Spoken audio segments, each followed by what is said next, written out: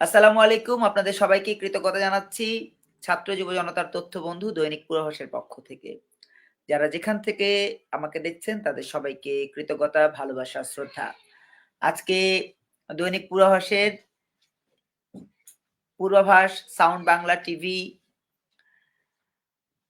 গণমাধ্যমের দৃষ্টির এই আয়োজনে অতিথি হিসেবে আমাদের সাথে যুক্ত হবার জন্য সদয় সম্মতি জ্ঞাপন করেছেন সংবাদ যোদ্ধা, দৈনিক আর নিউজের সম্পাদক জনাব ফারুক হোসেন। তিনি আমাদের সাথে যুক্ত হবেন।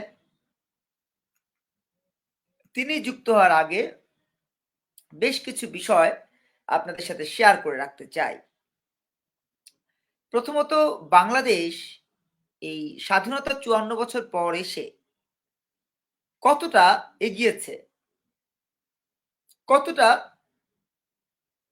অর্থনৈতিক ভাবে সফল হয়েছে, সেই বিষয়টি একটু গণমাধ্যমের দৃষ্টিতে যদি আমরা দেখি তাহলে দেখব সফলতা বলতে এই যে ৬ লক্ষ কোটি টাকা ঋণ নিয়ে সরকার পরিচালিত হচ্ছে। যে সরকারটা বলেছিল শান্তি, সমৃদ্ধি, বৈষম্য দূরীকরণ সহ শত শত প্রচেষ্টায় বাংলাদেশকে তারা ভাসিয়ে দেবে, এবং এই অঙ্গীকার যিনি করেছিলেন তিনি নোবেল লরিয়েট, তিনি নোবেল বিজয় করেছেন শান্তিতে। শান্তিতে নোবেল লরিয়েট ডক্টর ইউনূস যখন প্রথম শপথ নেন, এরপরে তার যে বক্তব্যের প্রতিটা লাইনে ছিল আমাদের দেশের মানুষের, শিক্ষক শিক্ষার্থীর, যুব সমাজের, নারী পুরুষের সামগ্রিক মুক্তির বার্তা। তিনি বলেছিলেন আমরা বিশ্বে যাব না, বিশ্ব আমাদের কাছে আসবে। তিনি বলেছিলেন অর্থনীতিতে আমরা এতটাই প্রভাব তৈরি করব যে আমরা চাকরি নেব না, চাকরি দেব। তিনি যা বলেছিলেন তা যদি শোনেন, তা যদি খেয়াল করেন, তাহলে বুঝতে পারবেন বাংলাদেশ সত্যিকার অর্থেই কতটা এগিয়েছে।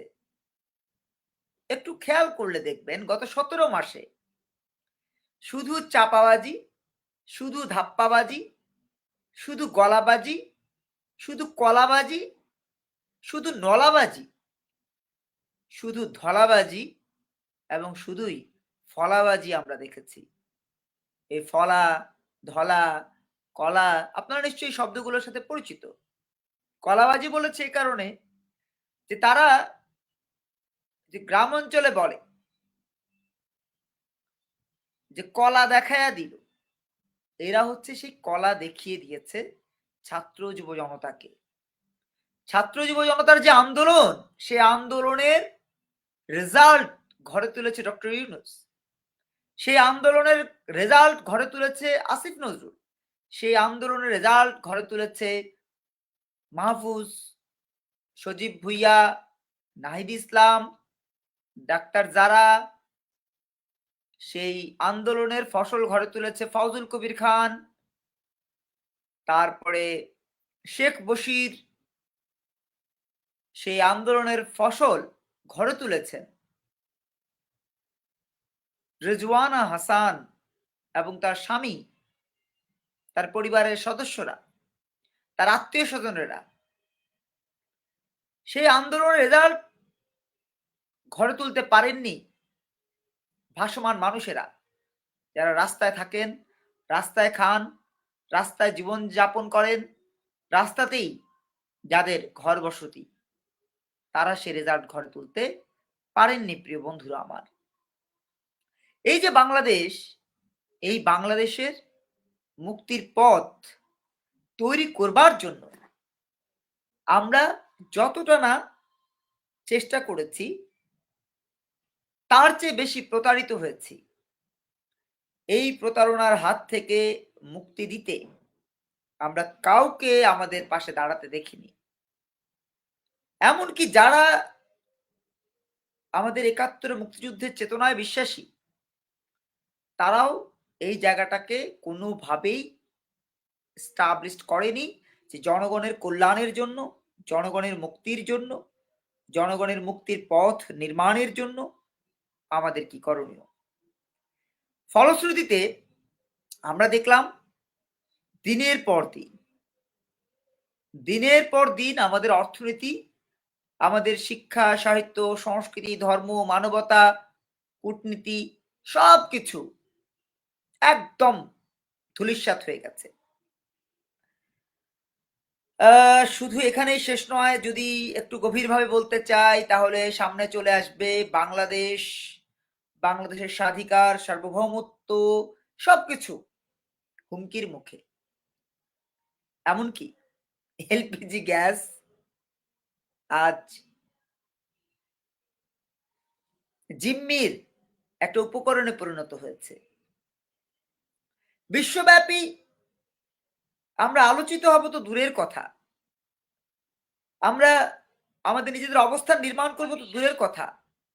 বাস্তবতা হচ্ছে এই, এখন আপনাকে যদি আমেরিকা যেতে হয়, আপনার সন্তানকে আমেরিকা যেতে হয়, আপনার পরিবারের কাউকে আমেরিকা যেতে হয়, তাহলে আগে 18 লক্ষ টাকার বন্ড সই করবেন, তারপরে আপনি যাওয়ার প্রস্তুতি নেবেন। এই যে বাস্তবতা, এই যে চলমান পরিস্থিতি, এখান থেকে উত্তরণে কোনো পদক্ষেপ ডক্টর ইউনূস নিতে পারেননি, পারবেন না, কারণ তিনি একজন ব্যর্থ নোবেল লরিয়েট। বিশ্বের বুকে যত নোবেল লরিয়েট আছে তাদের মধ্যে গার্বেজ বলতে যারা বোঝায় এই ডক্টর ইউনূস একজন। এমন অনেকেই আছেন, এমন অনেক এই ধরনের অনেক গার্বেজ আছে, কিন্তু ডক্টর ইউনূস তার মধ্যে অন্যতম গার্বেজ।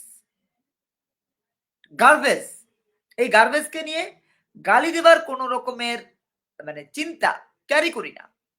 যারা গালি দিয়েছেন ইতিমধ্যে, তাকে যারা গালি দিয়েছেন তাদের গালিগুলো একটু খেয়াল করলে দেখবেন, সেই গালিগুলোতে ছিল না পাওয়ার বেদনা। যেমন তাকে গালি দিয়েছে ইলিয়াস, তাকে গালি দিয়েছে পিনাকি, তাকে গালি দিয়েছে কনক সারোয়ার, তাকে যারাই গালি দিয়েছে, তাকে গালি দিয়েছে ওই যে কি মাহফুজ, হাসনাত আব্দুল্লাহ, যারা গালি দিয়েছে তারা সবাই না পাওয়ার বেদনায় বিথুর হয়ে তাকে গালি দিয়েছে। আমাদের কোনো চাওয়া পাওয়া নাই। নতুন ধারা বাংলাদেশ এনডিবির রাজনৈতিক প্ল্যাটফর্মের একজন কর্মী হিসেবে, একজন সচেতন নাগরিক হিসেবে, জনগণের পক্ষের একজন মানুষ হিসেবে আমি ব্যক্তিগতভাবে কখনোই চাওয়া পাওয়ার এই রাস্তাটাতে হাঁটিনি। চাওয়া পাওয়া আমার কাছে কোনো বিষয় নয়, কোনো বিষয় নয়।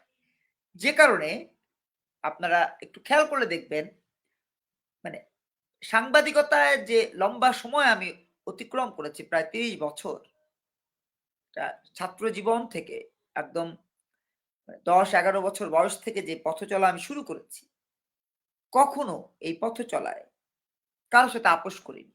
বিকজ আমার কোনো রকমের স্বার্থ নেই। আমার স্বার্থ বাংলাদেশ, আমার স্বার্থ বাংলাদেশের আপামর জনসাধারণ, যাদের কল্যাণ হলেই আমি কল্যাণের ফসল ঘরে তুলতে পারবো। কিন্তু তাদেরকে খারাপ রেখে, তাদেরকে বাজে অবস্থায় রেখে আমি মমিন মেহেদী ব্যক্তিগতভাবে কোনো ধরনের লাভবান হওয়ার চিন্তা করি না।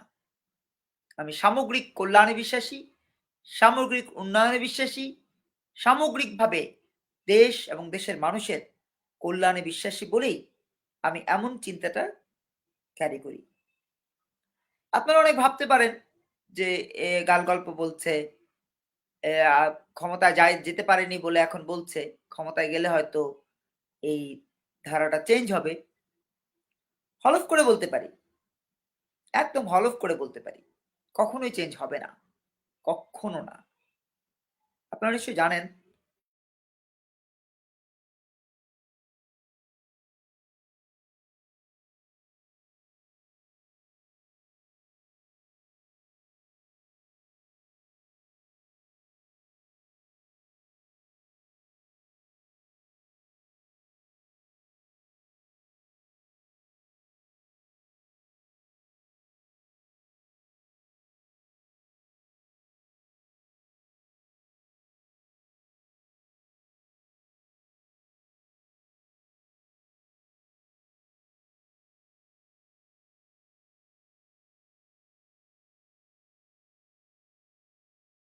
যে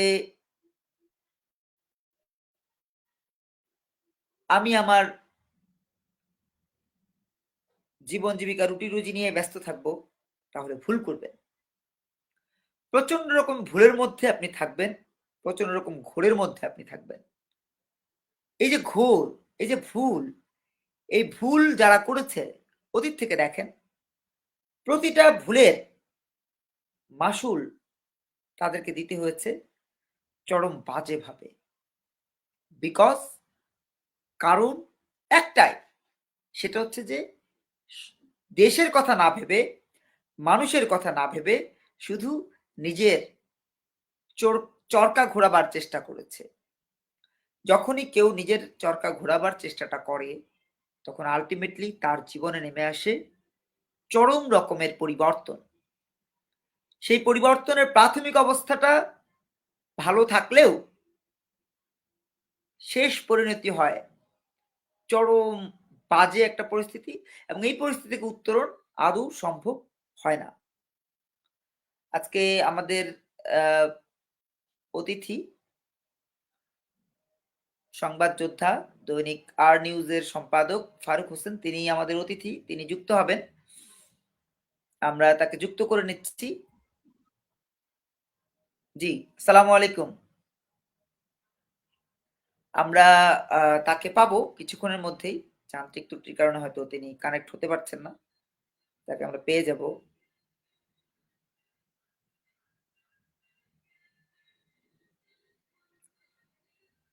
তো যে কথা বলছিলাম, যে বাংলাদেশের সামগ্রিক প্রেক্ষাপট যদি আপনি হিসেব করেন, দেখবেন যে কখনোই দেশের কল্যাণের জন্য যারা ভাবেনি তারাই হারিয়ে গেছে কালের গহ্বরে। এবং এখান থেকে উত্তরণের জন্য আমরা চেষ্টাটা চালিয়ে যাচ্ছি। আমরা আমাদের সর্বোচ্চ আন্তরিকতার জায়গাটা নির্মাণ করছি। আপনি, আমি, আমরা সবাই মিলে একটা সমৃদ্ধ দেশ করতে চাই। এই দেশ করবার জন্য আপনাকে, আমাকে, আমাদেরকেই ভূমিকা রাখতে হবে, এটাই দায়িত্ব।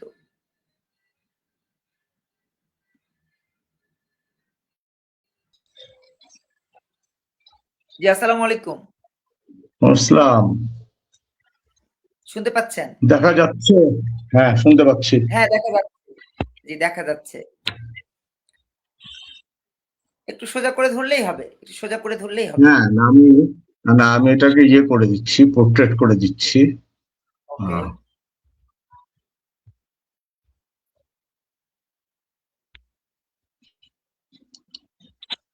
Just a minute. Please please please.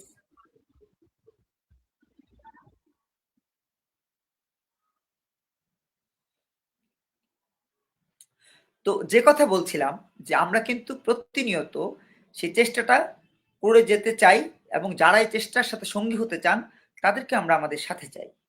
এবং এই সাথে চাই মানেই আলোর কারিগর হয়ে যাওয়া, যারা আলোর জন্য নিবেদিত থাকবে সব সময়।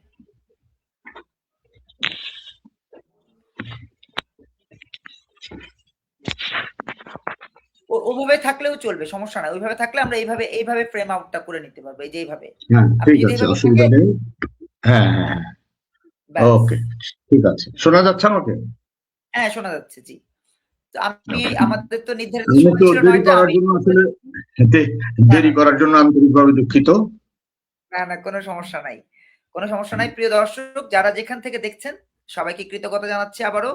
আমাদের অতিথি, সম্মানীয় অতিথি, সংবাদ যোদ্ধা, দৈনিক আর নিউজের সম্পাদক, সমাজ চিন্তক জনাব ফারুক হোসেন আমাদের সাথে যুক্ত হয়েছেন।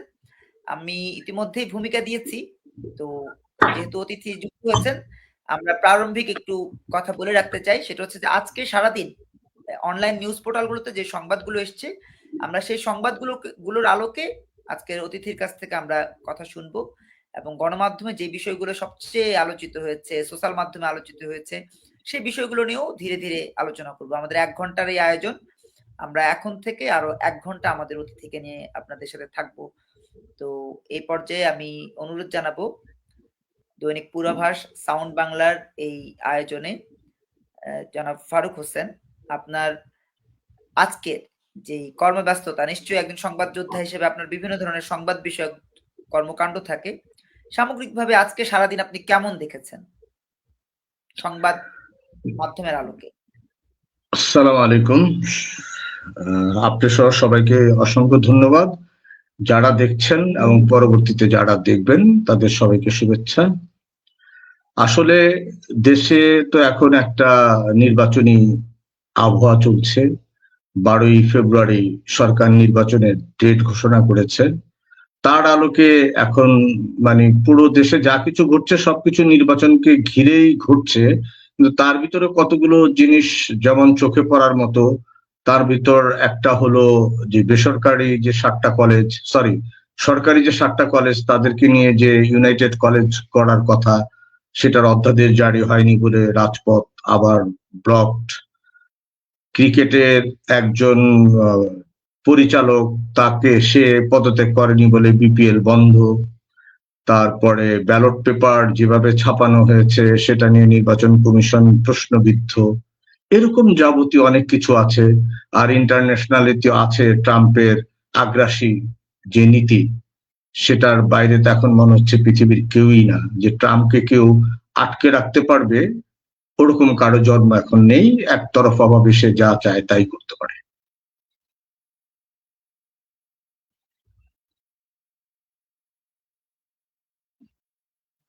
জি, আমরা সংবাদের একটা ছোট্ট বিশ্লেষণ আপনার কাছ থেকে নিয়ে নিলাম। প্রিয় দর্শক যারা শুনছেন সবাইকে অনুরোধ জানাবো, লাইক করবেন, শেয়ার করবেন, এবং আমাদের এই লাইভ আয়োজনটি রাতেই এই লাইভ শেষ হওয়ার পরেই ইউটিউবে আপনারা দেখতে পাবেন। পূর্বাভাস আমাদের যে ইউটিউব চ্যানেল, সেখান থেকে আপনারা দেখতে পারবেন। এবং কন্টিনিউ আমাদের এই কথা বলার ধারা, সেই ধারায় যদি কেউ যুক্ত হতে চান, আমাদের সাথে আপনারা আলোচনায় যুক্ত হতে চান, আমাদের এই লিঙ্কটি, যে লিঙ্কে ক্লিক করলে আপনি আমাদের সাথে যুক্ত হয়ে অতিথিকে প্রশ্ন করতে পারবেন, আমাকে প্রশ্ন করতে পারবেন। সেই লিঙ্কটি কমেন্ট বক্সে দেওয়া আছে, দয়া করে যুক্ত হওয়ার অনুরোধ রইল। আপনাদের সবাইকে আবারও কৃতজ্ঞতা।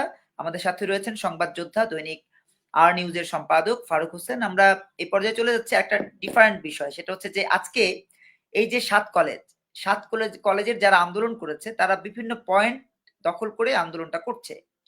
তো একজন ভুক্তভোগী তিনি বলছিলেন যে আমাদেরকে আপনারা বিষ দিয়ে মেরে ফেলেন, বাসায় গ্যাস নাই, আমি আমার রুগীকে নিয়ে হাসপাতালে যেতে পারছি না, পকেটে টাকা নাই, বাসা ভাড়া দিতে পারছি না, অর্থনৈতিক ক্রাইসিস আপনারা এমন ভাবে নিয়ে আসছেন যে আমাদের এখন নাভিশ্বাস উপক্রম।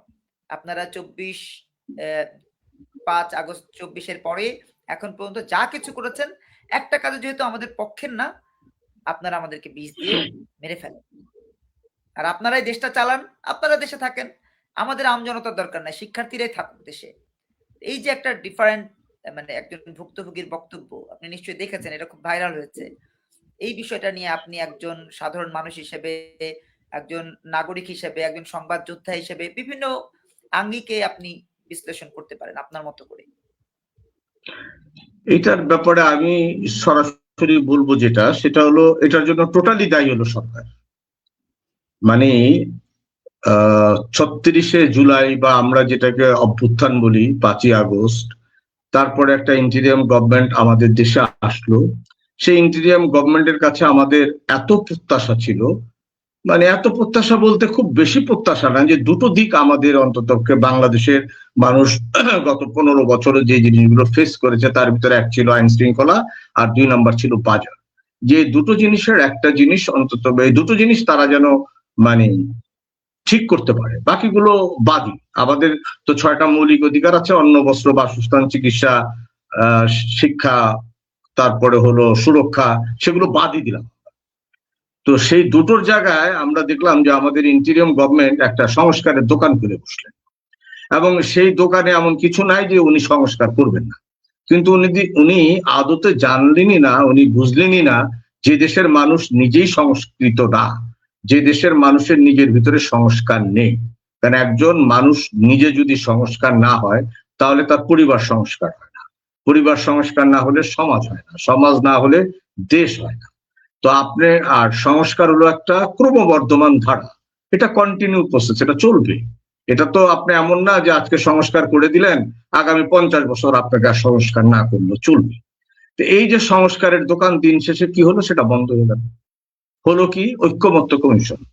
আমরা দেখলাম, আর যাই হোক, এটা এক মন্দের ভালো এইটুকু যে মোটামুটি অনেকগুলো রাজনৈতিক দলকে সকাল বিকাল চা নাস্তা খাইয়ে 8-9 মাস ধরে তারা একটা ঐক্যমত্য কমিশন করলেন, ভালো কথা।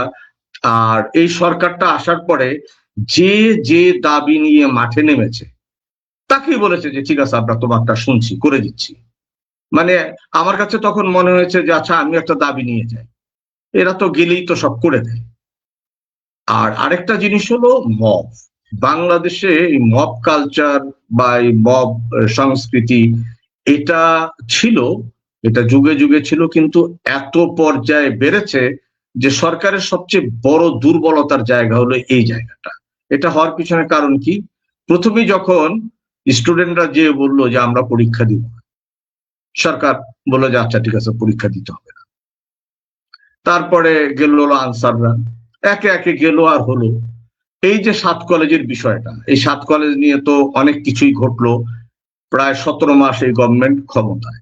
এই 17 মাসে গভর্নমেন্ট কি করলো?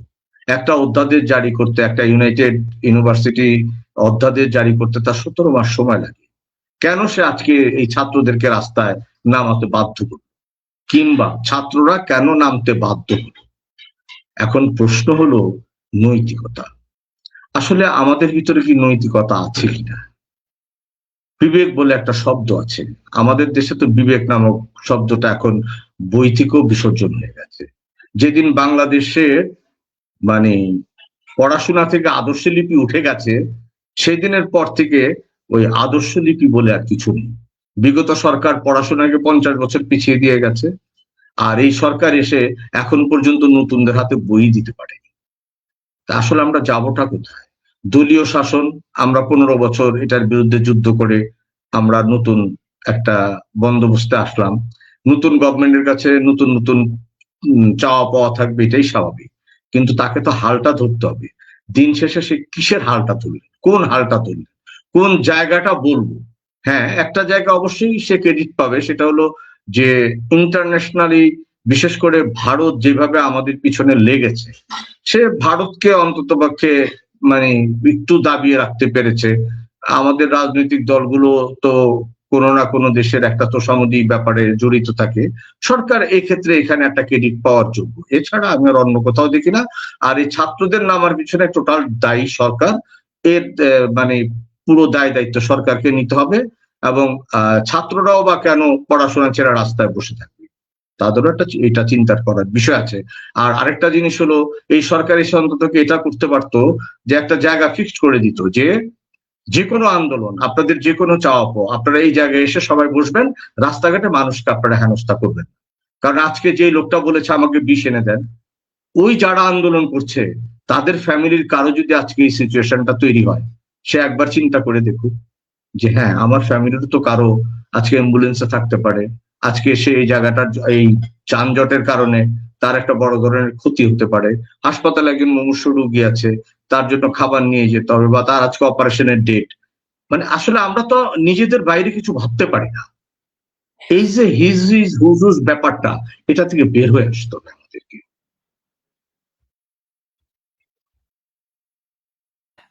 অনেকগুলো বিষয় নিয়ে আজকে কথা বলতে চাই। আচ্ছা, ইরানে একটা ঘটনা ঘটেছে, আপনি তো যেহেতু সংবাদ যোদ্ধা, আপনি নিশ্চয়ই খেয়াল করেছেন। আমি সংবাদ যোদ্ধা বলছি, আপনি হয়তো খেয়াল করেছেন যে আমি কিন্তু সাংবাদিক বলছি না, সংবাদ যোদ্ধা বলছি। কারণ আমরা যারা এই পেশায় আছি তারা কিন্তু একটা যুদ্ধ করি। সেই যুদ্ধটা সম্পূর্ণ সমাজ, সংস্কৃতি, রাজনীতি, অর্থনীতি সবকিছুকে বুঝে যে অন্যায়গুলো হচ্ছে সে অন্যায়গুলোর বিপরীত দিক থেকে তাদেরকে অ্যাটাক করার এই চেষ্টাটা কিন্তু এক রকমের যুদ্ধ। সাংবাদিকরা যেহেতু এই যুদ্ধটা করে, যদিও সাংবাদিক বলে, কিন্তু সাংবাদিক বলতে যেই অঙ্কটা আমরা দেখি বিভিন্ন জায়গায় কষছেন, যেমন সাংবাদিকের এই অঙ্ক কষে প্রেস ক্লাবের সভাপতি, সাধারণ সম্পাদক হন, তারা রাতারাতি কোটি কোটি টাকার মালিক হন, কিন্তু এর বাইরে যারা সত্যিকার অর্থে দেশকে ভালোবেসে সাংবাদিকতা করেন তারা কিন্তু সেই যুদ্ধটাই চালিয়ে যান, তাদের কিন্তু জীবনে কোনো পরিবর্তন আসে না। তারা ওই দিন শেষে দুবেলা দুমুঠো ভাত খাওয়ার নিশ্চয়তা, নিরাপত্তা, সংসার এতটুকুর মধ্যেই সীমাবদ্ধ থাকতে পারে না, এর বাইরে তাদের কিছু হয় না। যে কারণে আমি সংবাদ যোদ্ধা বলি। একজন সংবাদ যোদ্ধা হিসেবে আপনি আপনার ডানে বামে উপরে নিচে চারপাশে যেভাবে দেখছেন সেই দেখার আলোকে যদি একটু খেয়াল করেন, ইরানে যেই আন্দোলন বলেন, বিপ্লব বলেন, অভ্যুত্থান বলেন ভেস্তে গেছে, সেখানে এই আন্দোলনের যিনি মূল কারিগর ছিলেন ইরফান সুলতানি, তাকে মৃত্যুদণ্ড দেওয়ার জন্য ঘোষণা হয়েছে 8 জানুয়ারি এবং এটা কার্যকর হওয়ার জন্য গতকাল থেকেই প্রচেষ্টা চলছে। বহির্বিশ্বের বিভিন্ন ধরনের কথাবার্তার কারণে পারছিল না, আজকে রাতে হয়তো তাকে তার মৃত্যুদণ্ড কার্যকর করবে। বাংলাদেশেও যদি ওই আন্দোলনটা ভেস্তে যেত, তাহলে এই যে যারা ছাত্রলীগ থেকে এসে এই কোটা বিরোধী আন্দোলন করেছে, বৈষম্য বিরোধী আন্দোলন করেছে বা এই আন্দোলনকে বিভিন্নভাবে প্রমোট করেছে, তাদের কি হতো? ইরফান সুলতানের তো মৃত্যুদণ্ড কার্যকর হয়েছে, কিন্তু বাংলাদেশে যদি এই ছাত্রলীগের সাবেক ছাত্রলীগের নেতারা এখন যারা এনসিপি নেতা হয়েছে, যদি আন্দোলনটা ভেস্তে যেত, তাদের কি হতো বলে আপনি মনে করেন? সেম জিনিস হতো, একই জিনিস হতো। কিভাবে? এটার কোনো পরিবর্তন হতো না। তাদের তো বাবা মা 14 গোষ্ঠী আওয়ামী লীগ করে বা আওয়ামী লীগ করতো, কিন্তু যেমন না, তাতে আপনার কাছে আমি একটা উদাহরণ দিয়ে বলি, সেটা হলো কেন কিছু হতো না। কারণ হলো যে হাসিনার ব্যাপারে কি বলবো, হাসিনার ব্যাপারে মানে কোন সংজ্ঞায়িত করলে তাকে মানে ঠিক হবে আমি জানি না। আমি তাকে মাফিয়া সরকারই বলবো, মাফিয়া সরকারের প্রধান। এবং পৃথিবীতে যতজন স্বৈরতান্ত্রিক শাসক বা মাফিয়া সরকার পৃথিবীর বুকে নারীর নাম আছে, তাদের ভিতরে হাসিনার নাম্বার হলো ষষ্ঠতম। হাসিনার ব্যাপারটাই মনে হয়েছে যে উনি একটা ভীষণ নিয়ে এসছেন এই দেশে, উনি আসলে দেশটাকে ভালোবাসেন। উনি এসছেন ওনার বাবার দেশ, ওনার বাবার দেশে উনি ছিলেন, আমরা ওই দেশে বাস করতাম। মানে আমি বলতাম যে আমরা বাবার দেশে বোনের বাড়িতে বাস করি, মানে উনি চাইলে আমরা বাস করতে পারবো, উনি না চাইলে আমরা বাস করতে পারবো না। এটা হলো হাসিনার ব্যাপারে এর চেয়ে বেশি কিছু বলার নেই। আর ওই যে বললেন না যে বাপ দাদা 14 গোষ্ঠী আওয়ামী লীগ করতো, একজনের উদাহরণ দিই আপনাকে, তার নাম হলো জনাব শাহেদ। উনি রিজেন্ট গ্রুপের চেয়ারম্যান ছিলেন। উনি টক শো ফাটিয়ে ফেলতেন হাসিনার গাল গল্প করে, এবং খালেদা জিয়া তারেক রহমানকে নিয়ে হেন কোনো কথা বলতেন না। উনি বিএনপি মানে আওয়ামী লীগের খুশির জন্য যে কয়জনের নাম ইতিহাসের ধারাবাহিকতা থাকবে তাদের মধ্যে একজন উনি।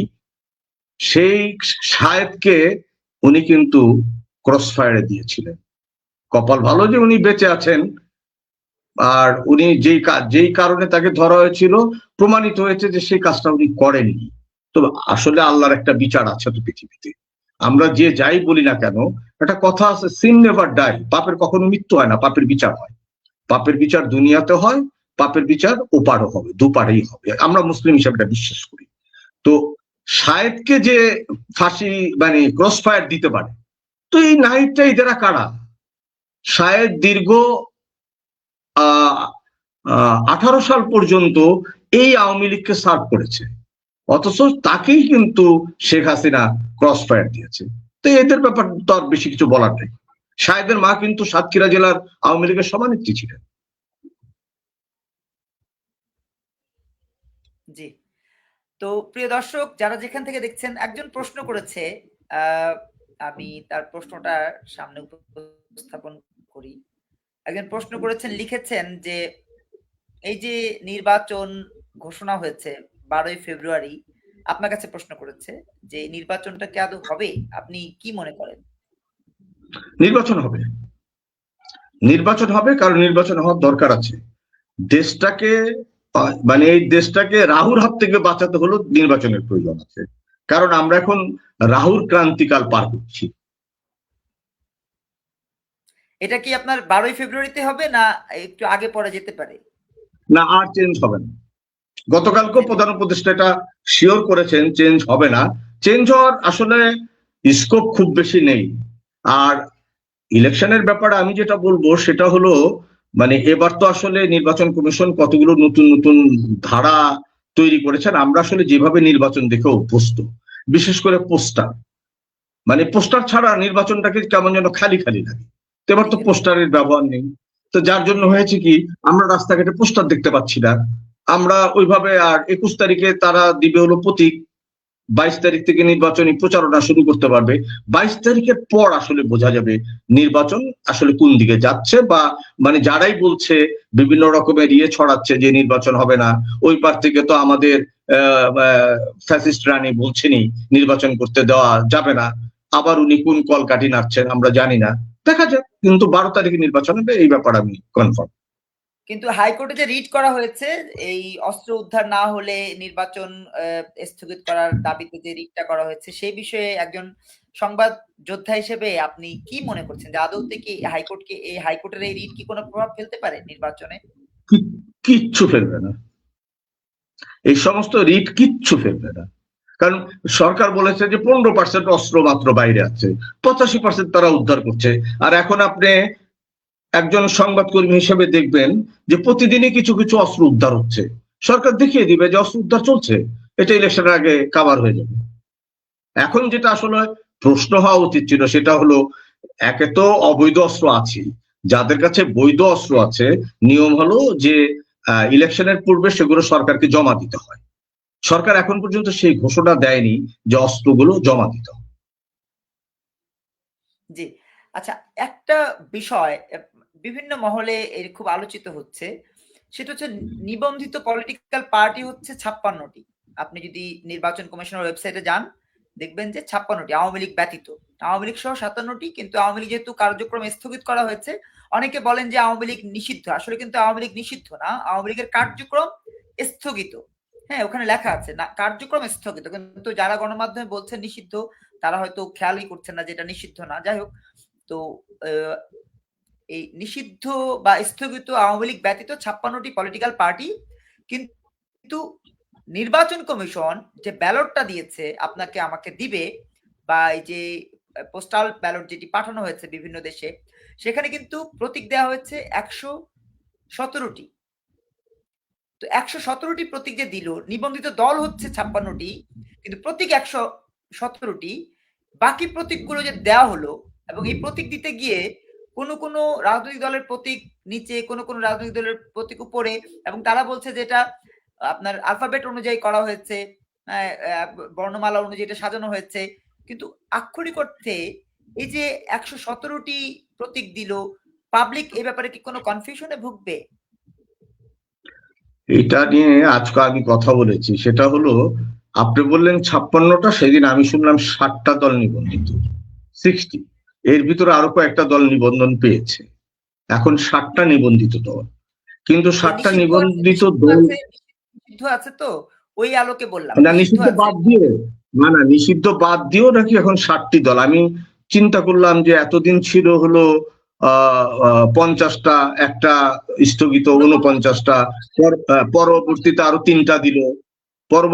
3টা দিল, তারপর আবার যে তারেকের দল দিল, এই দিল, আরো কে কে মিলে 60টা। যাই হোক, সেটা প্রশ্নটা, 60টা দল হলে 60টা প্রতীক থাকবে। সিম্পল ইকুয়েশন, 60টা দল হলে 60টা থাকবে, 55টা হলে 55 থাকবে, 57 হলে 57 থাকবে। এই 117টা যে নির্বাচন কমিশন যে প্রতীক দিয়েছে, আই থিঙ্ক সো যে ওই যে স্বতন্ত্র প্রার্থী যারা দাঁড়াবে, স্বতন্ত্র প্রার্থীদের জন্য উনি নির্বাচন প্রতীক লাগবে তো, স্বতন্ত্র প্রার্থীদের জন্য নির্বাচনী প্রতীক লাগবে না, তাদের সেই প্রতীকগুলো যোগ করে।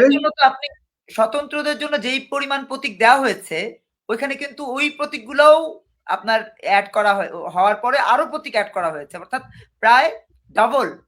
যদি 7টা দল হয়ে থাকে 117টা, প্রায় ডাবল করা হয়েছে। যে ডাবল প্রতীক যে তারা দিল, সেটা কি প্রভাব পড়বে? না সেটা কি তারা ইয়ের উপরে বেস করে যে স্বতন্ত্র তো এখন এক এক জায়গায়, যেমন এক জায়গায় যদি 5 জন স্বতন্ত্রতে দাঁড়ায় তাহলে 5টা প্রতীক হবে, জি কোনো জায়গায় 10 জন দাঁড়ালে 10টা প্রতীক লাগবে তার, এভাবে কাউন্ট করে দিল কিনা এটা নিয়ে মানে নির্বাচন কমিশন যদি চায় পুরা মানে নির্বাচন পেপার ব্যালটে পুরো দেশটা জুড়ে তারা নির্বাচনী প্রতীক দিয়ে ভরে ফেলে, প্রশ্ন সেটা না।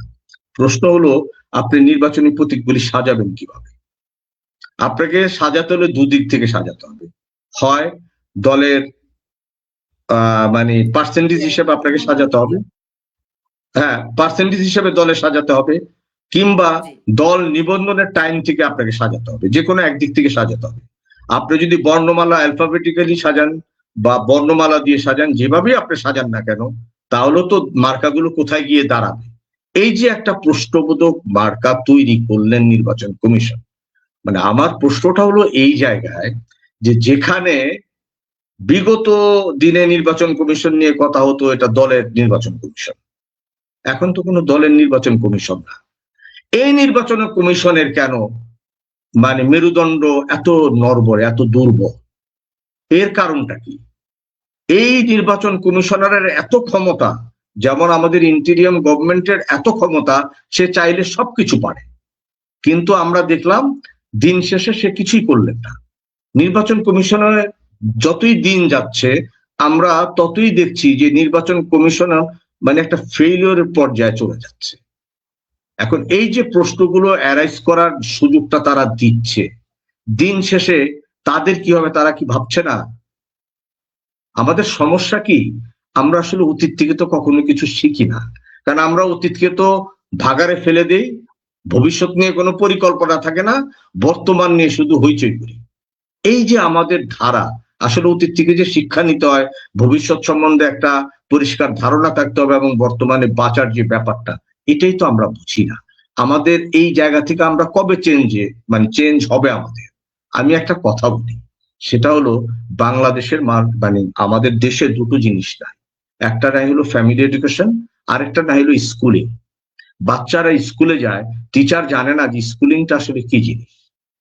কারণ আমার বাচ্চাটা যতদিন পর্যন্ত বাড়িতে থাকে, সে যখন মায়ের পেটে আসে 75% ব্রেন তার ডেভেলপ হয় মায়ের পেটে। এই জন্য বলা হয়ে থাকে একটা বাচ্চা মায়ের গর্ভে আসার পরে তার সারাউন্ডিংটা এমন ভাবে তৈরি করা উচিত যাতে ওই বাচ্চার মাথার ভিতরে কোনো কিছু এফেক্ট না করে, আর বাকি 25% ডেভেলপ হয় সে পৃথিবীতে আসার পরে। এই পারিপার্শ্বিকতা দেখে আমরা সারাদিন দেখি আমাদের বাড়ির আশপাশে কি ঘটছে, তা আমাদের বাচ্চারা শিখছেটা কি? আমাদের বাবা মা আমাদের বাচ্চাটাকে কতটা শিখাচ্ছে? তারাই বা কতটুকু শিখছে? নানি শিখলে মা শিখবে, মা শিখলে সন্তান শিখবে, তাই না? এখন প্রশ্নটা হলো, এখানে তো গেল একটা গ্যাপ। স্কুলে যে বাচ্চাটা যায়, একটা টিচার একটা বাচ্চার প্রতি কতটা মনোযোগ দেয়? স্কুলে বাচ্চাটা কি শিখবে?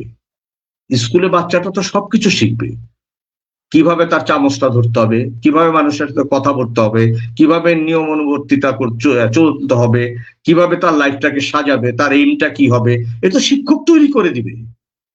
শিক্ষকের ধান্দা হলো স্কুল কখন ছুটি হবে, কখন সে প্রাইভেট পড়াতে যাবে, কিংবা কখন সে তার সেই কোচিং ক্লাসে যাবে। তো দিন শেষে আমরা কি হচ্ছি? আমাদের বাচ্চারা কি শিখছে? তাদেরকে শেখাবেটা কি? ওই যে বলেছিল না, আমাকে একটা শিক্ষিত মা দাও, নেপোলিয়ন, যে আমাকে একটা শিক্ষিত মা দাও, আমি একটা শিক্ষিত জাতি দিব। তা আমরা তো দিন শেষে আসলে শিক্ষিত হতে পারিনি। তো যে দেশে মানুষ শিক্ষাটাই অর্জন করতে পারেনি, তো সেই দেশে পরিবর্তন তো অনেক বিশাল দূরে। জি ধন্যবাদ। আমরা একটু ডিফারেন্ট আলোচনা যাই, অনেকক্ষণ পর্যন্ত কাঠখোট্টা টাইপের আলোচনা করলাম। প্রিয় দর্শক যারা যেখান থেকে দেখছেন বা পরবর্তীতে দেখবেন, সবার প্রতি কৃতজ্ঞতা জানিয়ে আমরা একটু ডিফারেন্ট আলোচনা যাচ্ছি। সেটা হচ্ছে যে আপনি তো সাংবাদিকতা করেন, আপনি কি লেখালেখিও করেন? মানে কবিতা বা এই যে গল্প, সাধারণত সাংবাদিকতা যারা করে তাদের একটু লেখালেখি থাকে। জিনিসগুলো মানে মানে আমার ছোটবেলা থেকে আমি লেখালেখি করি। আমি গ্রুপ থিয়েটারের সদস্য ছিলাম, এবং মানে আমার কি বলে জীবনটা শুরু হয়েছে, কর্মক্ষেত্রটা একটা সময় বিজনেস ছিল, কিন্তু তারপরে বিজনেসের প্রতি আর আমার আগ্রহ হয়নি। তারপরে আমি আসলে মিডিয়া জগতে ঢুকে যাই এবং বেসরকারি চ্যানেলের এই জন্মলগ্ন থেকে আমি আছি। আমি আসলে অনেকগুলো বেসরকারি চ্যানেলে ছিলাম, পত্রিকায়ও ছিলাম। এখন যেহেতু অনলাইন পোর্টালের যুগ, একটা অনলাইন পোর্টালে আমি আছি। আর লেখালেখির ব্যাপারটা, আমি আসলে ওই লেখা জমানো পছন্দ করি না। আছে না মানুষের বই লিখে বই বের করবে, কবিতার বই বের করবে, গল্পের বই বের করবে, ওই জিনিসটা আমার হয় না। আমার হলো ইনস্ট্যান্ট লিখে দিলাম, শেষ। কাউকে কিছু লিখতে হবে, ইনস্ট্যান্ট আমি লিখতে পারি, বলতে পারি, লিখে দিতে পারি। আমার ওগুলো জমানো বা ওগুলো নিয়ে কিছু বের করতে হবে এই জাতীয় আমার কিছু নাই। তবে হ্যাঁ, লাইফে একটা মাত্র চিন্তা আমার আছে, কারণ আমি এটা একবার পাশ করিয়েছিলাম গভর্নমেন্ট থেকে, কিন্তু পরবর্তীতে এটা আমি কমপ্লিট করতে পারিনি। যদি কখনো সুযোগ সুবিধা হয় আর আল্লাহ রাব্বুল আলামিন সহায় হয়, তো আমি একটা ডকুমেন্টারি বানাবো, সেটার নাম হলো যা আমার জানা উচিত। বিশেষ করে আমাদের দেশের সন্তানরা জানে না তাদের কি জানা উচিত, কারণ বাবা মা নিজে জানে না, বাবা মা জানে না বলেই সন্তানরা জানে না। এই যে আমাদের অ্যাডোলেসেন্ট বয়সের বাচ্চাগুলো, তাদের যে সময়টা তারা কিভাবে পার করে, যেমন আমি একজন বাবা, ওই সময়টা তো আমিও পার করে এসেছি। এখন আমি যদি আমার সন্তানকে বলতেই না পারি এই সময়টা তোমার কেমন যাবে, কিংবা একটা মা তার মেয়েকে যদি বলতেই না পারে যে তোমার এই সময়টা কেমন যাবে, তাহলে মানে জাতিগতভাবে আমাদের পরবর্তী যে জেনারেশনটা তৈরি হবে, ওটা টোটালটাই হবে হলো অটিস্টিক। এখন আপনি খেয়াল করে দেখবেন আমাদের দেশে অটিজম বাচ্চার সংখ্যা অনেক বেড়ে গেছে। ডিউ টু রিজন, কারণ এই এই জিনিসগুলো নাই, ডাক্তার জানে না। একজন ডাক্তারকে জিজ্ঞেস করলে সে কোশ্চেনের অ্যান্সার দিতে পারে না, সে বলতে পারবেন এটা কেন হয়, সে আপনাকে দেখিয়ে দিবে যে হাজার হাজার ঘটনা এই কারণে ঘটে। আসলে কতগুলো সিম্পল ব্যাপার আছে। তো এটা আমি এটা 26 পর্বের একটা ডকুমেন্টারি, যা আমার জানা উচিত। তো সেটার কাজ শুরু করেছিলাম, পরবর্তীতে আসলে কোনো একটা কারণে হয়নি। যদি বেঁচে থাকি তাহলে নিশ্চয়ই এটা আমি শেষ করে যাব আগামী প্রজন্মের জন্য। ওকে, আচ্ছা, আপনার আমরা একটু ডিফারেন্ট ভাবে প্রোগ্রামটা করি। আপনাদের এর আগে আরো 4টা পর্ব হয়েছে, তো আমরা একটু ডিফারেন্ট ভাবে প্রোগ্রামগুলো সাজাই। যেহেতু আমি নিজেও লেখালেখি করি, সাংবাদিকতার সাথেও যুক্ত, সংগঠনও করি। সামগ্রিকভাবে আমরা কাঠখোট্টা টাইপের কিছুর সাথে কানেক্টেড না। একটু রসবোধ থাকবে, একটু ভালোবাসা থাকবে, আন্তরিকতা থাকবে, শ্রদ্ধাবোধ থাকবে। অবশ্যই, কারণ হলো যে সাংবাদিক মানে তো সে তো রক্ত মাংসের মানুষ। আর সাংবাদিকের ভিতরে যদি প্রেমই না থাকে তাহলে তো সে সাংবাদিকই না। সাংবাদিকের মধ্যে ওইটাই সবচেয়ে দেখবেন বড় জিনিস হলো তার ভিতরে প্রেম থাকতে হবে। ইদানিং কালে দেখবেন অনেক সাংবাদিক আছে যে আপনার হলো যে খালি টাকার পেছনে ছুটছে, টাকার পেছনে ছুটছে, গাড়ি করছে, বাড়ি করছে, হামবড়া ভাব নিচ্ছে, এবং এই এই ইদানিং কালের যারা, তারা অতীত থেকে শিখেছে। অর্থাৎ গত 17 বছরে একটা শ্রেণী কিন্তু তৈরি হয়েছিল। এই শ্রেণীটা আপনার সংখ্যায় প্রায় 500 কমপক্ষে, এবং ওই 500 আপনার সাংবাদিক ইউনিয়ন বলেন, প্রেস ক্লাব বলেন, রিপোর্টার্স ইউনিটি বলেন, ফেডারেল সাংবাদিক ইউনিয়ন বলেন, বিভিন্ন সাংবাদিক সংগঠনের তারা নেতৃত্ব দিয়েছে।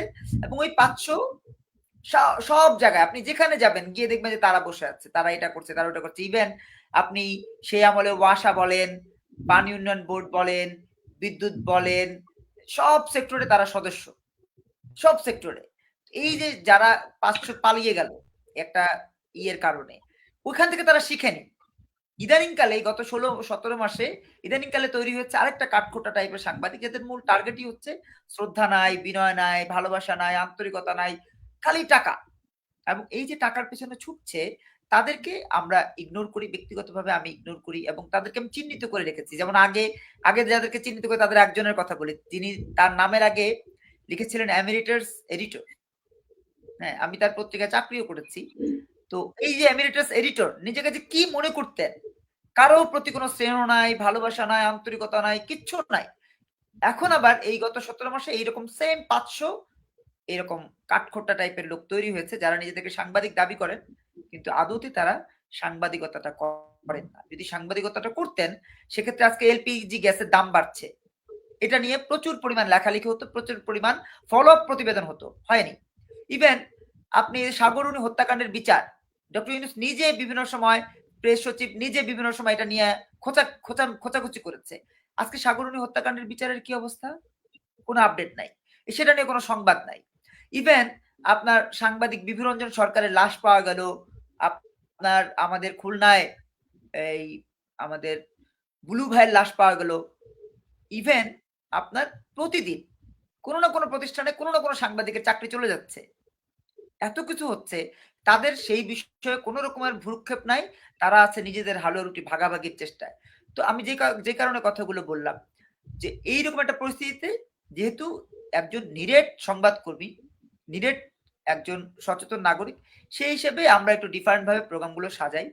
আজকে সেই আলোকে আপনার কাছে কিছু প্রশ্ন, একটা প্রশ্ন হচ্ছে যে আপনার জন্মস্থান, বেড়ে ওঠা এবং মানে এমন কোনো বিষয় যেটা আপনি কোনো প্ল্যাটফর্ম আপনাকে প্রশ্ন করেনি বলে আপনি বলেননি, কিন্তু আপনি বলতে চান, সেই বিষয়টাও আমরা আপনার কাছ থেকে জানতে চাই। অর্থাৎ জন্মস্থান, বেড়ে ওঠা এবং এমন কোনো কথা যেটা আপনি বলতে চান কিন্তু কেউ আপনাকে প্রশ্ন না করার কারণে আপনি বলছেন না, সেটাও বলতে পারেন। আসলে ব্যাপারটা হলো যে আমি একটু লোকচক্ষুর আড়ালে থাকতেই পছন্দ করি। আমি বেসিক্যালি নিজেকে শো অফ করাই না। আমি যতগুলো চ্যানেলে ছিলাম, আমি চ্যানেল বলতে বুঝি আমার ফ্যামিলি। আপনি যে কারো কাছ থেকে খবর নিয়ে জানবেন আমার সম্বন্ধে যে আমি চ্যানেলে এত মজা করি যে সবাই বলবে যে আমরা একটা ফ্যামিলি। কার জন্মদিন, কার কি, কার কোনটা কি, আমি ওগুলো নিয়ে মজা করি। আমি এডিটর, এটা আমি কখনো ভাবি না। ওই চেয়ারের কোনো ভ্যালু নাই আমার কাছে।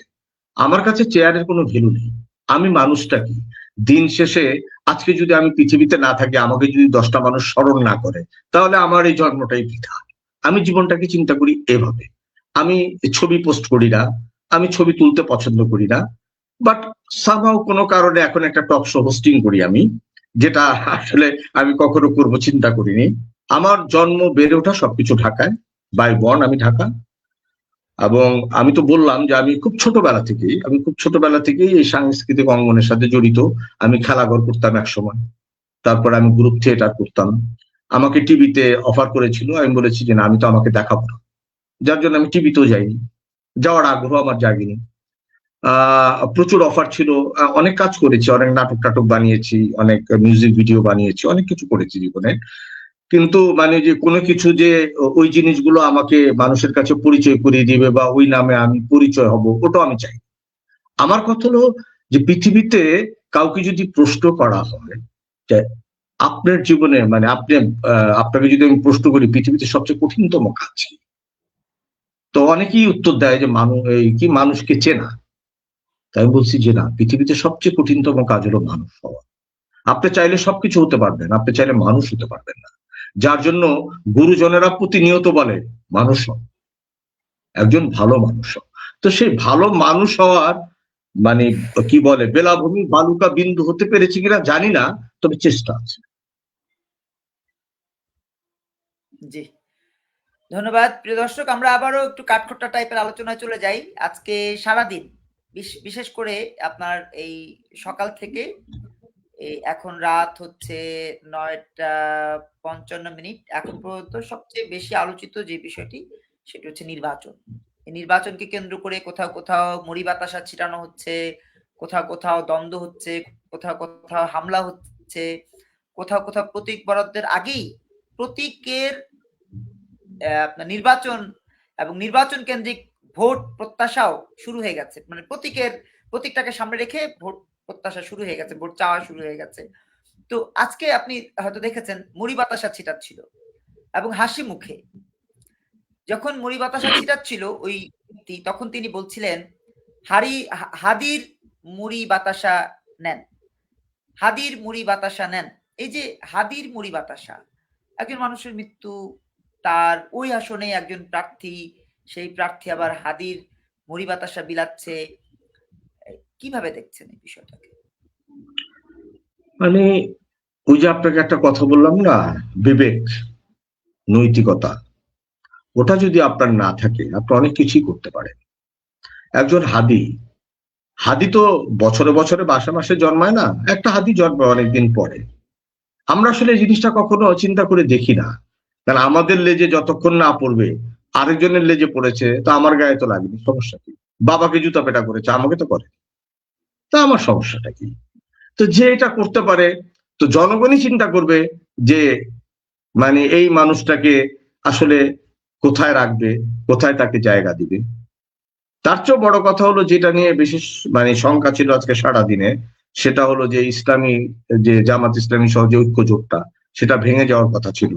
তো শেষ পর্যন্ত মানে ইয়েকে বা চরমোনাইকে বোধহয় 40টা আসন দিয়ে একটা দফা রফা হয়েছে। এটা একটা খবর।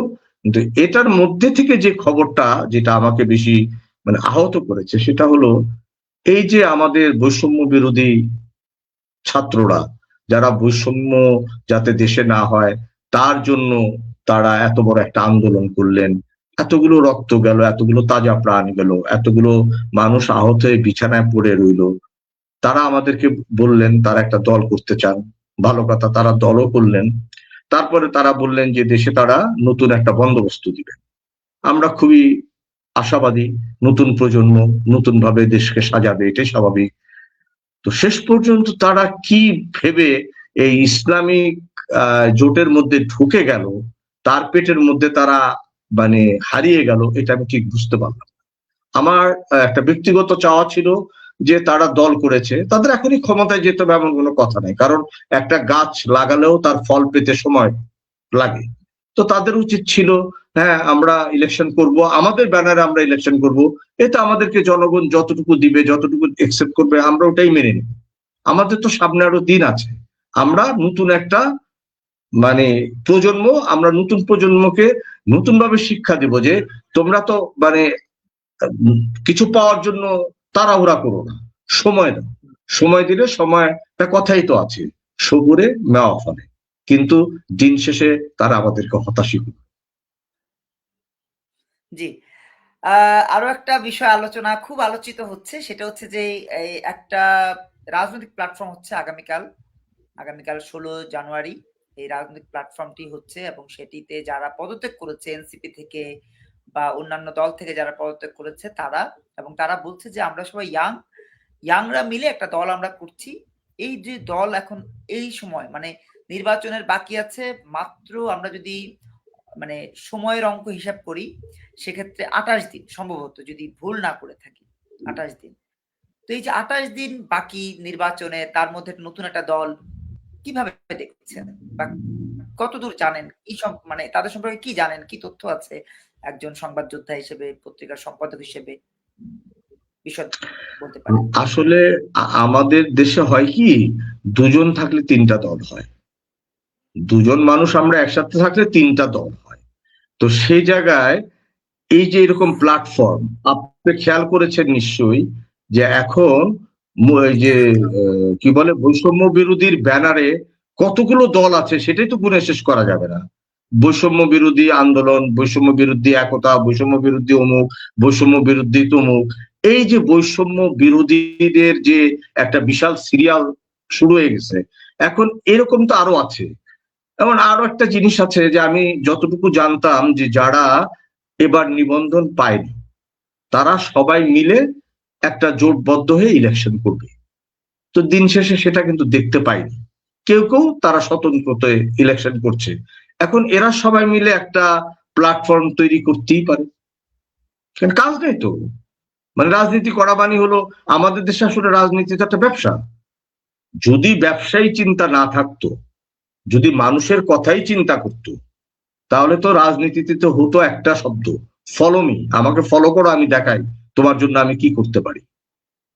দুঃখ লাগে যখন মেট্রো রেলের নিচে দিয়ে রিক্সায় করে যায়, কি পরিমাণে নোংরা জমে আছে, অথচ কত শ হাজার কোটি টাকা দিয়ে আমরা মেট্রো রেল তৈরি করলাম, আর মেট্রো রেলের স্টেশনের নিচ দিয়ে মানে যাওয়ার সময় মুখে রুমাল দিতে হয়।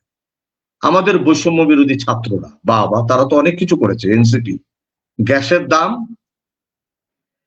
দাম হঠাৎ করে এত বেড়ে গেল, আজ পর্যন্ত আমি কাউকে দেখলাম না এটা নিয়ে একটা কথা বলতে। আমি কথা বলছি, সরকার এখানে তো ফেলিও। আমরা জানি যে জ্বালানি উপদেষ্টা আছে, উনি ভালো মানুষ। এই ভালো মানুষ দিয়ে আবার কি কাজে লাগবে যে ভালো মানুষ আবার ডিমান্ড ফুলফিল করতে পারে না?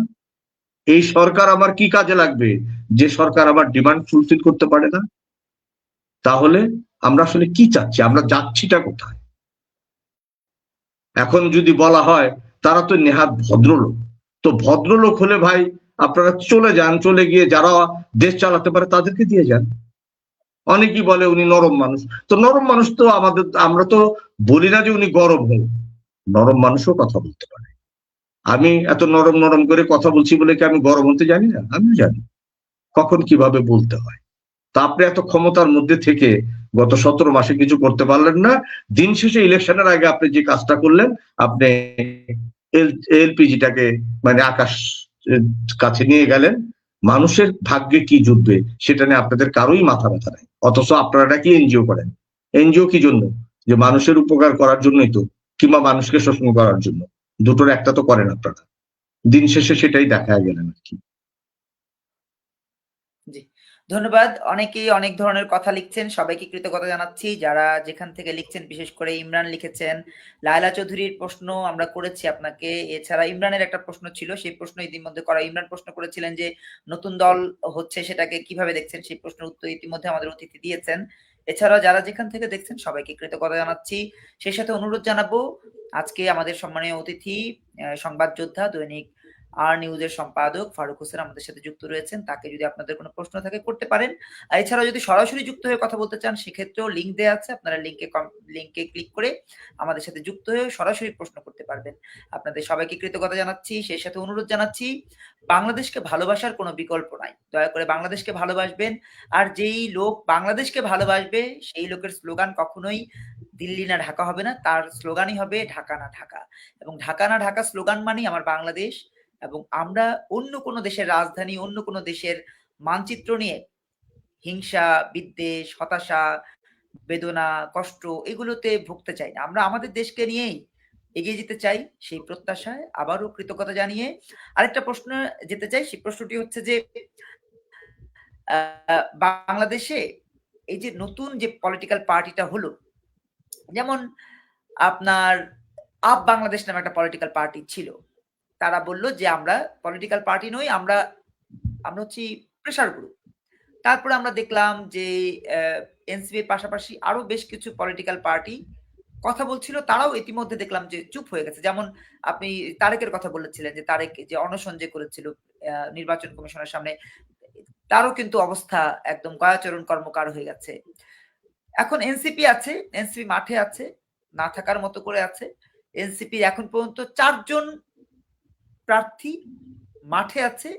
তাদের অবস্থা কি হতে পারে? 4 জন খুব আলোচিত প্রার্থী, মানে অনেকেই আছেন কিন্তু 4 জন খুব আলোচিত।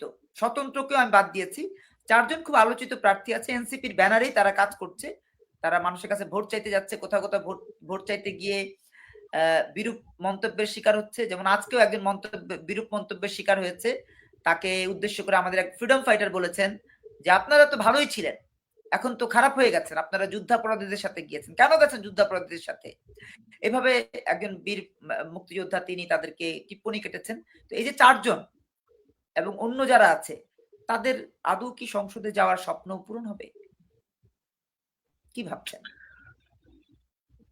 মানে আমি তো প্রথমেই বলেছি যে আমি তো তাদের ব্যাপারে হতাশ, যে তারা যেহেতু একটা দলের পেটের ভিতরে ঢুকে গেছে। আর যে ফ্রিডম ফাইটার তাদেরকে বলেছে জামাত ইসলামের সাথে কেন গেল। এখন কর্নেল অলির মতো একজন ফ্রিডম ফাইটার যদি জামাতে যোগদান করতে পারে, আখতারুজ্জামানের মতো একজন গলা ফাটানো বক্তা, বীর মুক্তিযোদ্ধা, সে যদি জামাতে ঢুকতে পারে, এনসিপির এরা তো বাচ্চা, এরা তো একটা চালে হয়তো বা ভুল করতেই পারে। সেটা এদের এমন দোষের কিছু না। কারণ যেহেতু আমাদের দেশের পলিটিক্স মানে পাওয়ার পলিটিক্স, কারণ আমি পলিটিক্স করব, দিন শেষে যদি আমি পাওয়ারে যেতে না পারি তাহলে আমার এই পলিটিক্স এর দরকার কি? কারণ আমি তো পলিটিক্স করি পাওয়ারে যাওয়ার জন্য। তা না হলে আমার দল চলবে কিভাবে, আমি দল চালাবো কিভাবে? আবার একজন আমাকে বলেছে, নতুন একটা দল করেছে উনি, ওনার সাথে আমার কথা হয়েছিল, উনি বলেছে বাংলাদেশের এমন কোনো দল নাই যে দল বিদেশ থেকে টাকা পায় না, বিদেশ থেকে টাকা না পেলে দল চালানো সম্ভব না।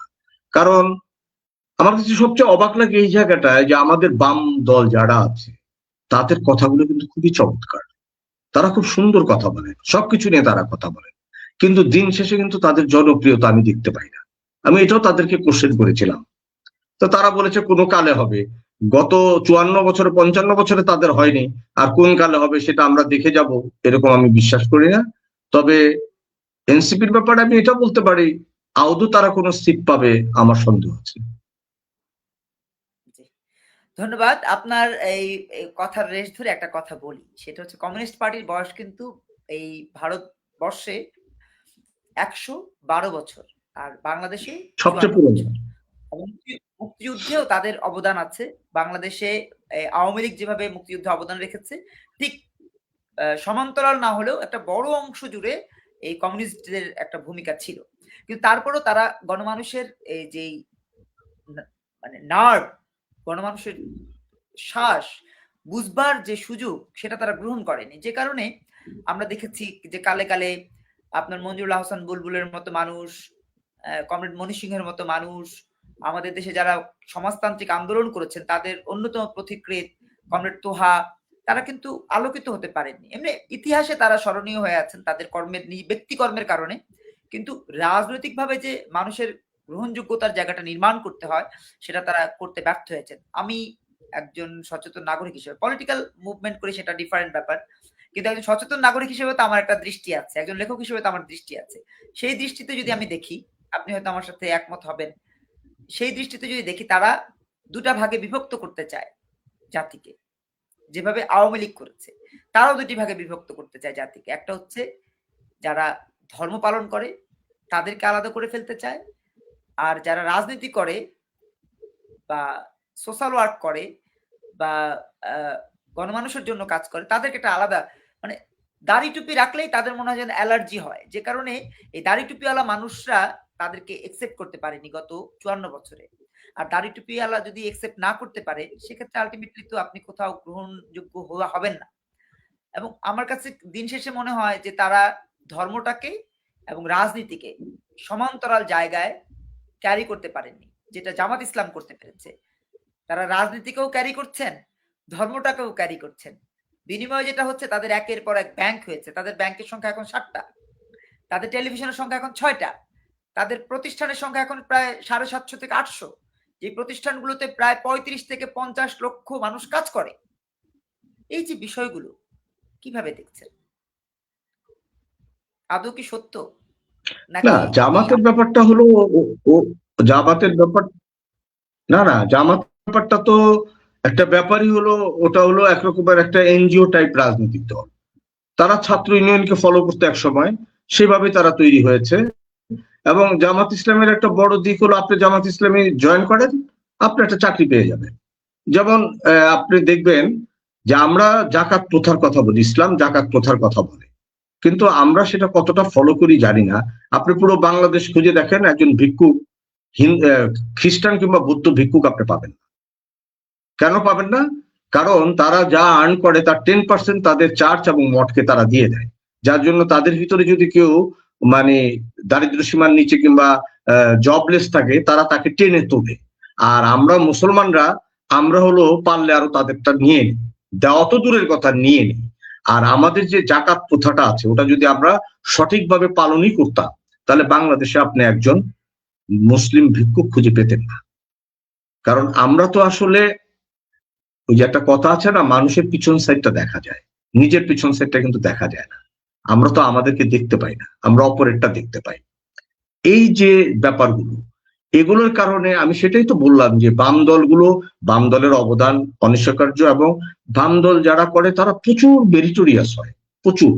কিন্তু দিন শেষে কোথায় যেন তাদের একটা, ওই যে আপনি বললেন যে টুপি দাড়ি এটা নিয়ে তাদের সমস্যা থাকতে পারে, কিন্তু কোথায় যেন তাদের একটা ঝামেলা আছে, যে মানুষ তাদেরকে প্রপারলি নিতে পারে না, মানুষ তাদের ভিতরে মানে ঢুকতে পারে না। কথাগুলো ভালো, শুনতে ভাল লাগে, কিন্তু দিন শেষে একসেপ্ট করে না।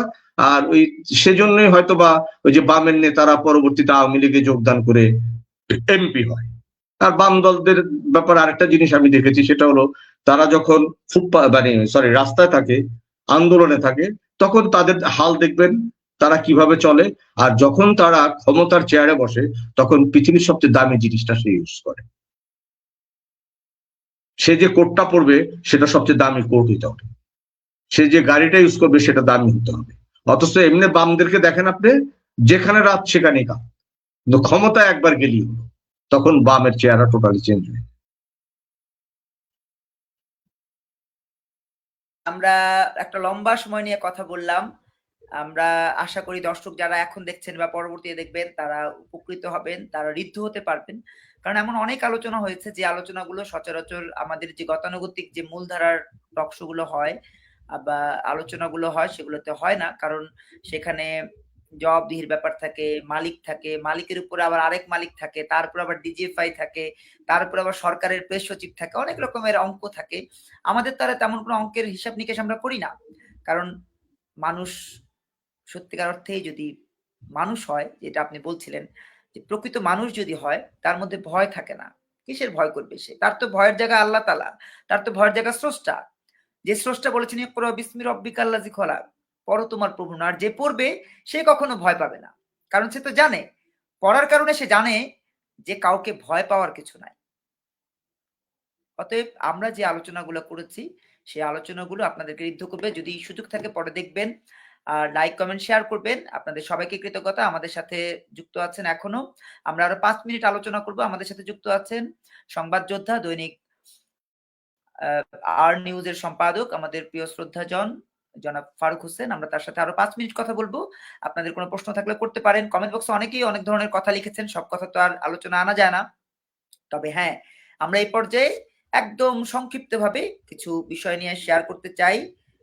সেটা হচ্ছে, আপনারা এই যে চলমান সময় যাচ্ছে, সেই সময়ে যেমন একটা বিষয় কিন্তু আমাদের অতিথি আলোচনা করেছেন ইতিমধ্যে, আপনারা প্রশ্ন না করা সত্ত্বেও, সেটি হচ্ছে যে এলপিজি গ্যাস।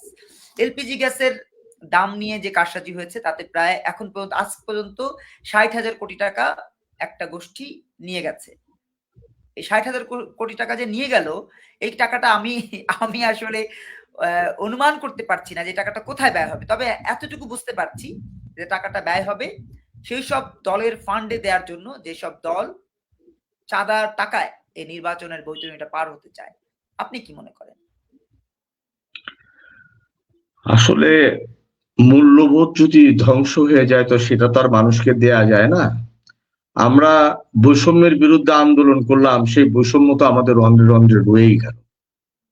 যারা বিগত সরকারের এই যে 15 বছরের গভর্নমেন্টে ছিল তারা তো সবাই বহাল আছে। এই ইন্টারিম গভর্নমেন্ট এসে তো তাদেরকে চেঞ্জ করেনি। আমলারা আমলাদেরকে চালাবে হলো উপদেষ্টারা, উপদেষ্টাদেরকে চালায় হলো আমলারা। যে দেশের আমলারা উপদেষ্টাদের চেয়ে বড় হয়ে যায় তো সে দেশে এরকম ঘটনা ঘটবে, এটাই স্বাভাবিক। আর এই যে 60,000 কোটি টাকা, 70,000 কোটি টাকা, আসলে বাংলাদেশটা না এমন একটা জায়গা হয়ে গেছে, মানে আমরা যেখানে 1000 টাকা বা 100 টাকার চিন্তা করি, ওখানে না হাজার হাজার কোটি টাকা কোনো সাবজেক্টই না।